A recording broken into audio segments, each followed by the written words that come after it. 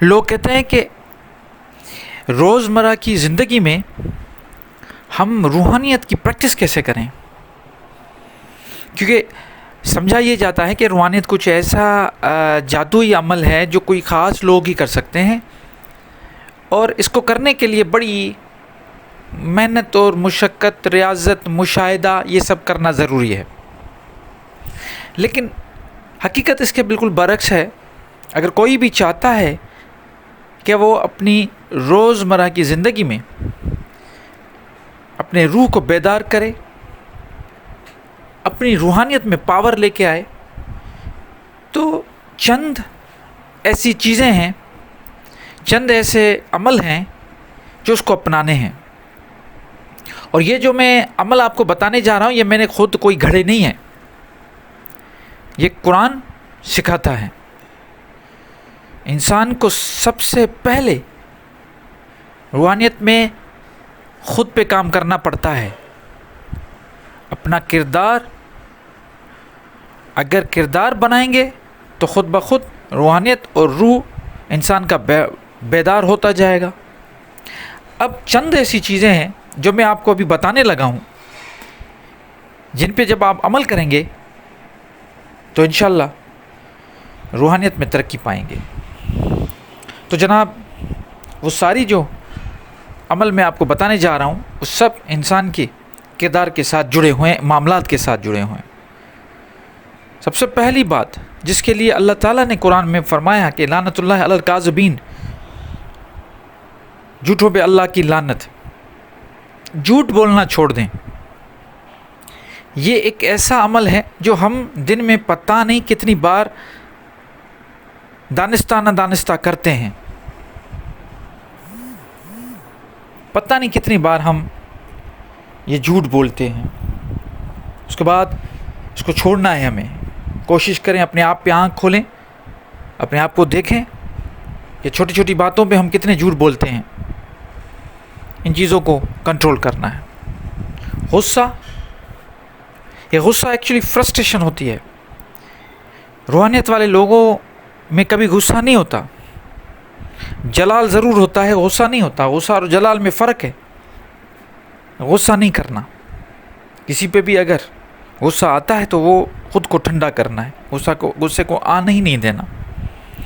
کسی کو دیکھ کے جلن ہونا، آپ کو جلن ہوتی ہے، ایک جیلسی فیل، اس فیلنگ کو بھی ختم کرنا۔ جب بھی یہ فیلنگ آئے، اپنے آپ میں وہ چیز لے کے آؤ اور کہو کہ نہیں، مجھے ان چیزوں سے نکلنا ہے۔ یہ سارے معاملات جو ہیں یہ انسان کی روزمرہ کے معاملات ہیں۔ یہ وہ باتیں بتا رہا ہوں جو آپ ڈیلی لائف میں کرتے ہو، اور ان سب چیزوں کو جب اپناؤ گے تو زندگی کیسے آسان گزرے گی یہ خود آپ دیکھ لینا۔ بغض ختم کر لیں، اندر میں منافقت، بغض بڑی چیز ہے۔ منافقت اور بغض رکھنا، قرآن میں منافقوں کے بارے میں بہت اللہ تعالیٰ نے تاکید کی ہے کہ یہ چیز چھوڑ دیں۔ منہ پہ ایک بات کر رہے ہو اور جب وہ بندہ چلا جائے اس کے پیچھے دوسری بات کرنا، اور اندر میں اگر کسی کے لیے کوئی بری چیز ہے وہ رکھ دیا، آپ نے بغض رکھ دیا، اور وقت آنے پہ اپورچونسٹ بن گئے کہ وقت آنے پہ اس کو میں یہ بات بتاؤں گا، اس کے منہ پہ ماروں گا، یہ چیز اس کو بھی ختم کرنا ہے۔ اور کسی کی کامیابی پہ خوش ہو کے دکھاؤ۔ جب کسی کی کامیابی دیکھتے ہو تو خود خوش ہو، ایسے خوش ہو کہ جیسے تم کامیاب ہو گئے۔ اصل بات تو یہیں پہ آ کے کھڑی ہوتی ہے۔ باتوں سے اور گیٹ اپ کرنے سے روحانیت نہیں آتی۔ صبر کرو، جو چیز تمہارے پاس تھی اور وہ تم سے نکل گئی، جو نعمت تمہارے پاس اللہ کی طرف سے تھی اور وہ اب نہیں رہی، اس پر صبر کرنا ہے اور شکر کرو۔ جو چیز تمہارے پاس نہیں ہے اس کا بھی شکر کرو۔ لوگ کہتے ہیں کہ جو چیز ہے اس کے لیے شکر کرو، نہیں، میں کہتا ہوں کہ جو چیز نہیں ہے، جو تمہیں ملی ہی نہیں، اس کا شکر کرو کہ ہو سکتا ہے وہ چیز تمہارے لیے بہتر نہ ہو اور تم اس کے لیے پریشان ہو رہے تھے، تو شکر کرو۔ یہ اللہ کی راز، اللہ کے راز ہیں، اللہ کی معیشت ہے، وہ کس طریقے سے چیزوں کو چلاتا ہے وہ وہی جانتا ہے، کس چیز میں بہتری ہے اور کس چیز میں آپ کے لیے نقصان ہے، یہ آپ نہیں جانتے۔ آپ کو تو ظاہری طور پہ نظر آتا ہے کہ یہ فلاں چیز بھی میرے پاس ہوتی، یہ چیز بھی ہوتی، آپ تو ہر چیز چاہتے ہو، آپ کا بس چلے تو آپ پوری کائنات کی ہر چیز پہ قبضہ کر لو۔ انسان کو دیکھو، جو چیز آ جاتی ہے اس کے دائرے میں آ جاتی ہے، اس پہ قبضہ کر کے بیٹھ جاتا ہے۔ انسان تو بڑا لالچی ہے۔ درگزر کرنا سیکھو۔ درگزر کا مطلب ہے اگر آپ نے دیکھ لیا کہیں پہ آپ جا رہے ہو، فار ایگزامپل کہیں پہ جا رہے ہو، گاڑی آپ کی لگ گئی، یا کوئی ایسا راستے پہ چلتے ہوئے کسی کے ساتھ کوئی ایسی انبن ہو گئی، تو لوگ کیا کرتے ہیں، لڑنا شروع کر دیتے ہیں، مجھے بول دیا، میں اس کو نہیں پتا کہ میں کون ہوں، کس کا بیٹا ہوں، میں کس عہدے پہ بیٹھا ہوں، اس کی ہمت کیسے ہوئی، اس نے ایسا کر لیا۔ درگزر کرو، اور درگزر بھی ایسا کرو کہ خود سے کمزور سے درگزر کرو۔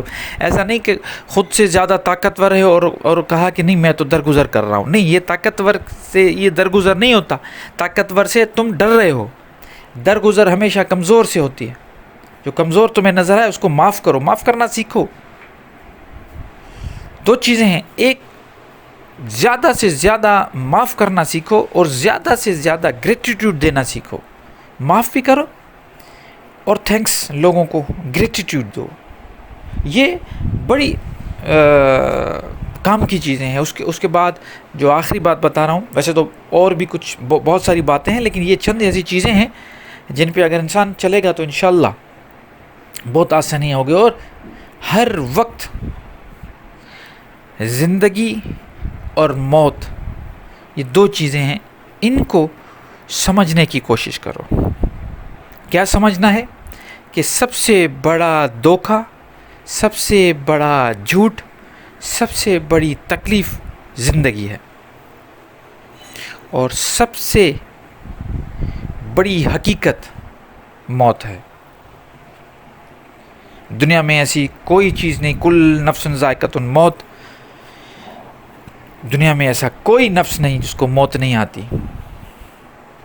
ہر کسی کا وقت مقرر ہے، اس چیز کو سمجھو۔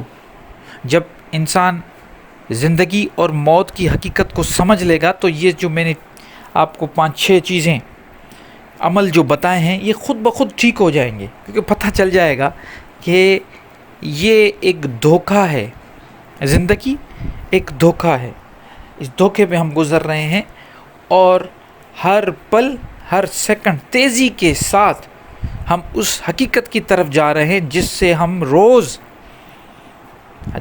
روز تھوڑا مل کے آتے ہیں۔ وہ کون سا؟ جب نیند آتی ہے تو وہ وہی چیز ہوتی ہے جس سے ہم بھاگتے ہیں۔ ہم کہتے ہیں کہ نہیں موت کی بات نہ کرو، یہ ایسی باتیں نہیں کرو، یہ اچھی بات نہیں ہوتی، سب اچھی باتیں کرو۔ کیا اچھی باتیں کرو؟ جو چیز اٹل ہے، جو آنی ہے، آج نہیں تو کل آنی ہے، اس کے بعد اس سے کیا بھاگنا؟ تو اس کی حقیقت کو سمجھنا ہے۔ تو روحانیت اگر حاصل کرنا چاہتے ہو تو اپنے معاملات روز مرہ کے ٹھیک کرو۔ امید کرتا ہوں بات واضح ہو گئی ہوگی۔